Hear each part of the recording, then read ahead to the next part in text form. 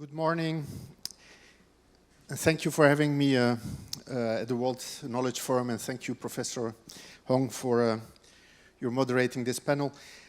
I prepared a little presentation for you just to introduce the topic of digital transformation. What is it, in fact, and what is the new areas? First of all, digital is a technology, in fact. So what you need to understand is what are you using it for, if you are a corporate, for example. So first of all, you can use it to develop new products, services, or experiences, right? That's the first thing. Secondly, you can have a new business model. For example, you can be a completely digital bank and scale much faster. Or you can use it to increase productivity, either to lower the cost or to increase your sales, right? But that's the first question. What do you do? What do you use digital, in fact, for? Then, who is going to use digital? Is it an enterprise? Are these humans that need to use it, that need to be equipped? Or is it for the society? Two other dimensions are very important because generally we all think, okay, let's use the tool. So we are more looking at the demand. We are consuming digital. But we believe that corporations need also to think about how they will produce their digital. And then at the right-hand side, what is it that you're seeing? It's a brain, right? You have two half brains in your head. You have two hands. And that's what we call being ambidextrous. It's very important in digital, in fact, because on the left-hand side, you have the legacy. You have corporations that have their habits, their way of thinking. And sometimes that's incompatible with the right-hand part, which is the agility, the creativity, which is how you introduce, in fact, new ventures in an established company. I will come back to that topic of ambidexterity. Professor Hong asked what are the key success factors, in fact. I will not present the full slide, but in fact, you need to have an holistic approach. First of all, what we call the digital grail is what will you be using digital for. Then you have the engine. The engine is technology and data, in fact. And then the how is what we call the bridge, which is how do you, in fact, create a roadmap to arrive where you want to be and monitor how you're implementing it. And then people are very important. You also see that the human, we put it at the center. We believe that technology without human does not work, in fact. And then the operating model, the ecosystems, working with external suppliers, empowerment, governance, and security, very important. It's one of the factors that generally is used to say, oh, we need to be careful with digital. Okay, we have asked CEOs every year, we ask what are your priorities? And I wanted to share this with you because, in fact, digital transformation is slowly dying. No, I'm a little bit joking. It's, in fact, AI that is becoming more important. Digital transformation happened like 10 years ago. That's when it started. And when you look at the CEOs, they say digital transformation, agile methodologies, it was 60% important for me, for 60% of the CEOs, but it will now be like 42% of the CEOs. So what is then increasing? There are two things increasing. Artificial intelligence, which goes from 29 to 42, so that's really getting more, and sustainability and environmental, which is not the topic of today's session. But just that you see is that there is a shifting priority. Okay, why is there a shifting priority, in fact? If you were a corporation like 20 years ago or 30 years ago, in fact, you were like a software factory. You had machines, you had your mainframes, you were running applications on these mainframes. Sometimes you developed your own software or you bought software. And in fact, you were running a more traditional IT, in fact, department. And then this shifted towards digital. Digital was, in fact, more into the cloud. You can use it on every device. It's more about applications, apps, and data became very important. But now we're migrating to what we call the AI factory, in fact. And the difference is that in AI, it's much more about knowledge. It's much more important, in fact, and you need different type of specialists. You need machine learning engineers instead of data scientists, instead of IT specialists, right? So this is the third wave that we have in here. And you need to understand that now, if we look at it from the perspective of transformation, there's a new wave, in fact. It looks a little bit like the sea, which is bringing another wave, while we even have not finished fully the digital one. Okay, so then we asked the CEOs, what about AI, in fact? It's very interesting, because until now, when you spoke about AI, it was more like, are you using ChatGPT, right? And it was a little bit fashionable also, you know, to say, yeah, we're using it, etc. But companies were relying, in fact, on external companies that owned the models and sometimes even the data and all the knowledge. But when we ask the CEOs, is that going to change? They say, we will now build more or train our own AI models using dedicated infrastructure.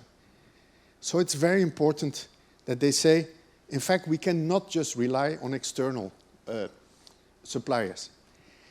Then they say that they will still buy and deploy off-the-shelf agentic AI systems within our own environment. And foundational model, the more generic ones, they say, we might rely a little bit less on it. Okay?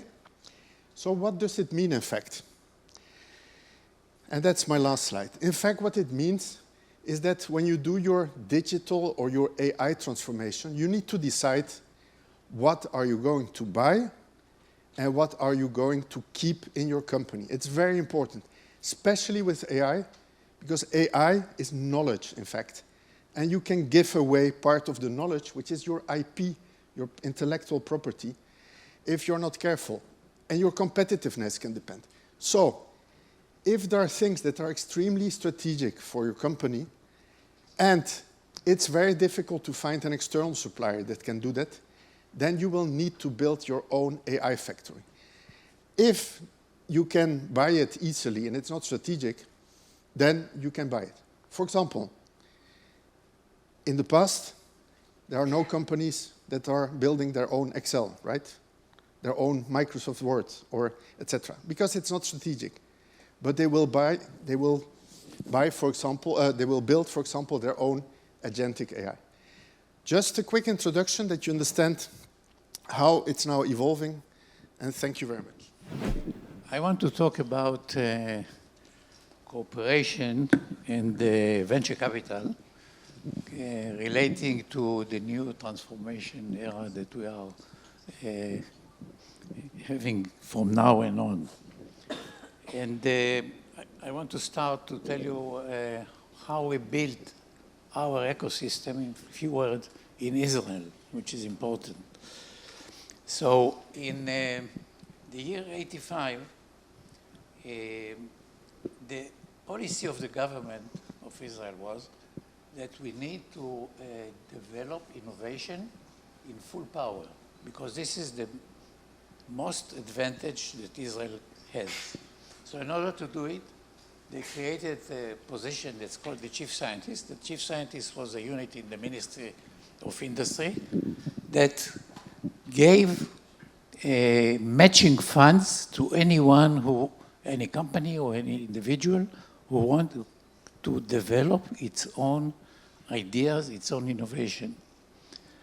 This matching brought many new entrepreneurs and many new companies to deal with R&D in order to develop new products. At that time, the budget was not too small, but if you look at the budget today, assisting companies in developing new technology is $500 million a year. But the government doing it, I can define it as a passive attitude, because they say whoever wants to get money from us has to apply, and if we see that it's according to what we are looking for, he can get the matching fund. In the 90s, the beginning of the 1990s, there was a big immigration from Russia. Million Jews were supposed to come to Israel, and the population at that time was only 5 million.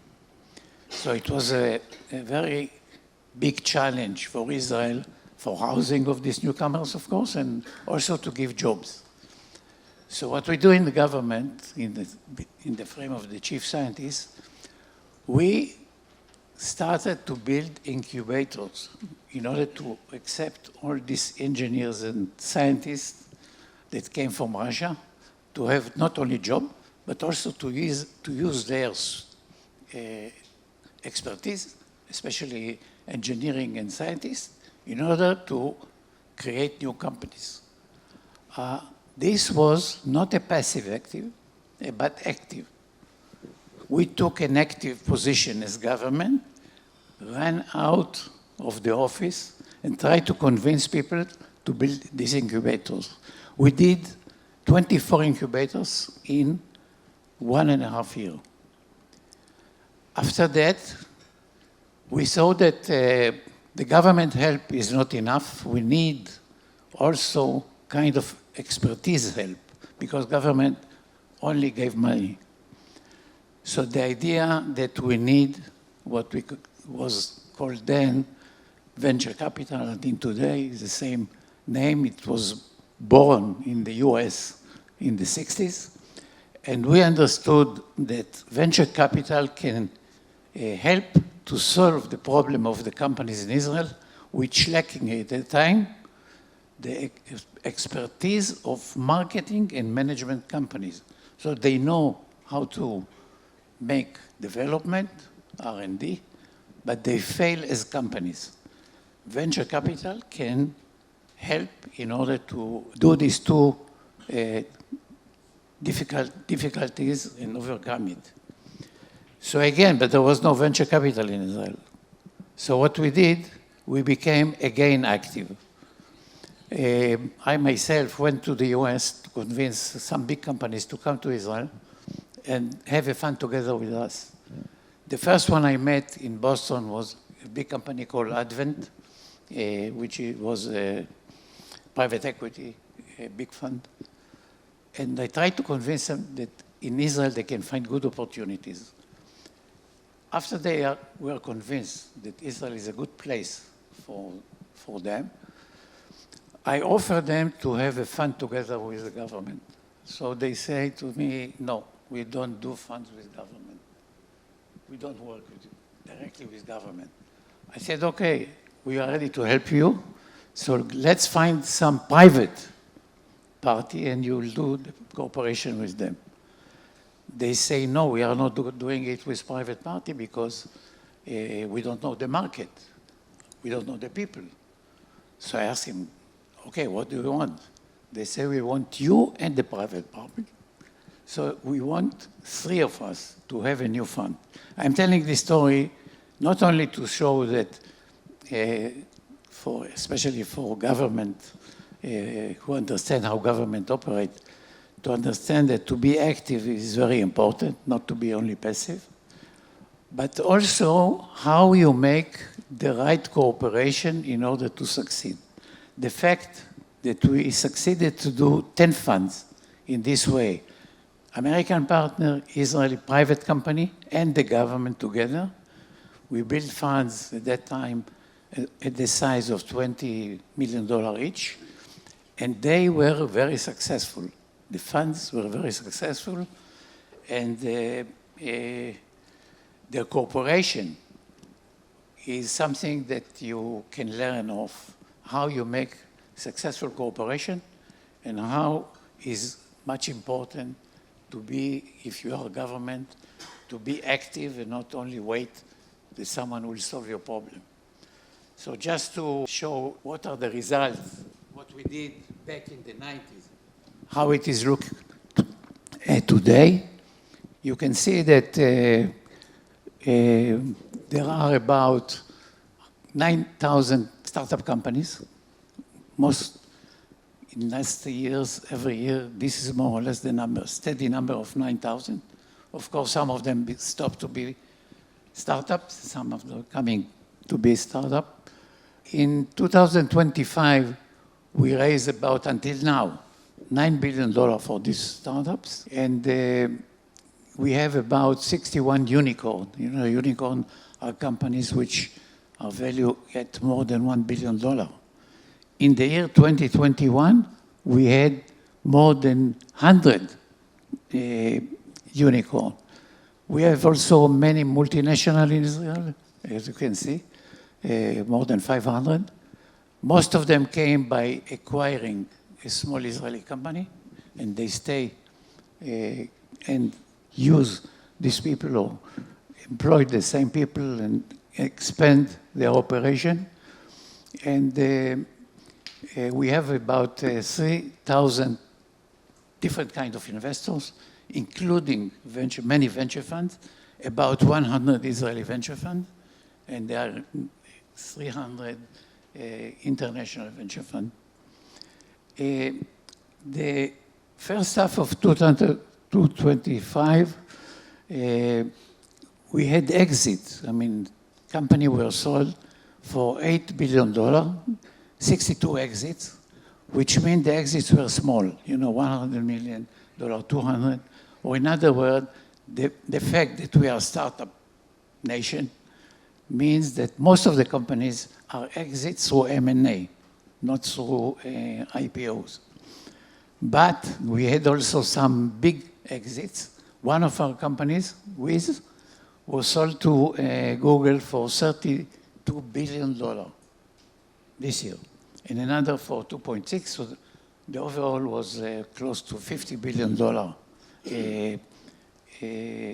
exits from Israeli companies. Most of the investments are in cybersecurity, where I think we are one, if not the leader, one of the leaders in the world of cybersecurity. Maybe we'll talk later how we did it. It's interesting to understand the development of that. Of course, generative AI, fintech, and defense.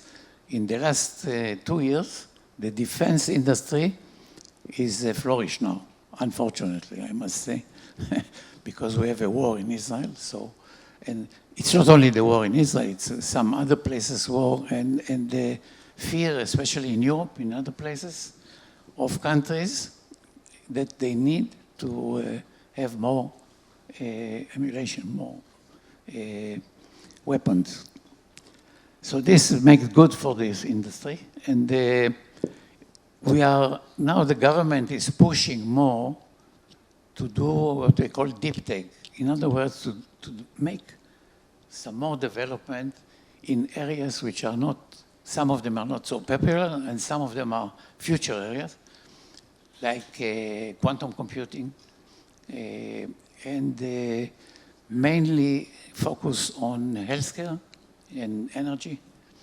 And this one has to be seen how or what will be the future of our startup nation. And I want to show you position in what we call the AI industry. AI is, if you look at this picture, AI is built out of several blocks. It's a very broad kind of industry, if you want to say. There is, of course, a need of energy. I think it's the first, it's going to be the first area which consumes the most energy in the world. And that's need a lot of research, a lot of new sources for energy, not only batteries but also, and solar, but other ideas. After that came the of course, the production of microchip, the cloud, the foundation models like OpenAI, and then the application. In the first blocks, first 4 blocks, you can find all the 7 wonderful companies, leading companies in the world. Amazon, Microsoft, NVIDIA, of course, everyone is here in these 4 blocks. The last one, the application, you can find Israeli companies. But that's not enough to be there. We have to go down also and to be, in a way, involved in the other stages. And the only way for a country like Israel to be involved and to start to be a bit bigger in this area than we are is through cooperation. And I hope we will talk more about it later. Thank you. Thank you. So I was going to do a sort of personal presentation, but it would be very strange, I think, after this presentation. So first of all, good morning, everyone, and it's really an honor to be here in Seoul, a city I think that embodies perfectly digital transformation, and perhaps more than any other city in the world. Thank you for inviting me to join the discussion alongside Ignacio and Igal, whose perspectives I deeply respect. So Ignacio highlighted the managerial and organizational challenges of digital transformation, and Igal took us through the role of venture capital in building dynamic ecosystems, with Israel as a very inspiring example. So maybe I'd like to complement these perspectives by bringing the European lens, not only in terms of venture investment, but also in terms of how the continent approaches sovereignty, infrastructure, and long-term competitiveness in the age of AI. So when we talk about digital transformation today, we are no longer speaking only about corporate efficiency or consumer convenience. We are speaking about strategic autonomy. And Europe, I think Korea as well, or some regions in Asia, Europe has really realized that digital transformation is not neutral. It's about who controls the infrastructures, the data centers, the chips, the cloud platforms, and who sets the rules. This is why European Union has framed recent initiatives like the AI Act, the Digital Market Act, or the Data Act, because technology is not just a tool of information and innovation, it's also a lever of sovereignty and power. A particular concern for Europe, and I think for the new administration in Korea as well, if I read the news correctly, is sovereign AI. So we see extraordinary advances in generative AI from American and increasingly Chinese companies. But the question we ask in Europe is who owns the models, who owns the data sets, and who owns the compute capacity that make AI possible. So today, training frontier AI models require infrastructures of almost unimaginable scale, hyperscale data centers, specialized chips, and vast energy resources. And this creates a new race, not just between startups, but also between big tech and states themselves. And in fact, we are entering a new phase where the future of AI is not only a matter of innovation, but of industrial policy, energy strategy, and even national security. For Europe, ensuring sovereignty means not only being entirely dependent on a handful of non-European cloud providers or model developers, it means building capacity, open scientific collaboration, and ensuring that the rules of AI align with our democratic values. Now one might ask, what role does venture capital play when the scale of investment in AI infrastructures seems to go beyond the scope of private funds? I believe we venture investors still play a crucial role in three ways. Backing the application layer, so that's exactly what Igal was saying just a few minutes ago. So innovative startups that take AI into health tech, into creative industries, into fintech, into green tech. That's what VC can back. Investing in enabling technologies, chips, energy-efficient architectures, quantum computing, data platforms. And finally, building bridges between startups, corporates, and governments. Because I think no single actor can carry the full burden of the next generation AI infrastructures. So this is where the triangular model mentioned in the session description, startups, large corporates, and governments, becomes not just an opportunity, but a necessity. Europe may not be home to the largest tech giants, but it's a laboratory of balance. Balance between innovation and regulation. The AI Act may be criticized for being restrictive, but it also sets a global benchmark for trustworthy AI. Balance between private capital and public investment. Europe has developed co-investment vehicles where public money de-risks frontier technologies, allowing VCs to participate. and balance between science and market. Our universities and research labs are world-class, even if the scaling capacity is sometimes lacking. This balancing act can create models that may be useful not just for Europe, but also for Asia and for the world. Because every society will face the exact same questions: how to innovate responsibly, and how to secure infrastructures, and how to share value. Let me stress a key issue: the competition to build the infrastructures of the AI age. It's not only about faster chips or larger models, it's about energy grids capable of sustaining the exponential compute demand. It's about data sovereignty. Where is the data stored? Which jurisdiction and with what protection? And it is about who finances all this: private venture funds, corporate balance sheets, or sovereign states. What we see emerging is a hybrid model where states support the heavy infrastructures, corporates provide industrial scaling, and VCs finance the agile innovators at the edge. The challenge is to align these forces. This is why dialogue like today's matter. Europe and Korea face similar dilemmas. Both have world-class research and industrial capacities. Both are surrounded by tech giants with larger scale and faster execution. Both care deeply about technological sovereignty and about embedding values, whether democratic or societal, into technology. I believe there is room for much deeper cooperation between Europe and Asia.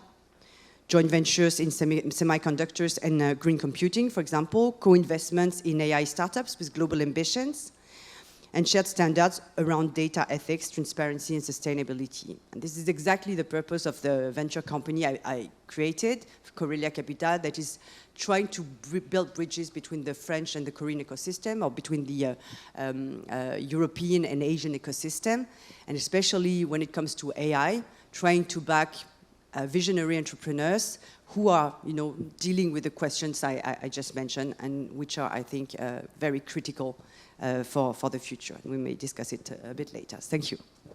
Thank you for your insightful presentations.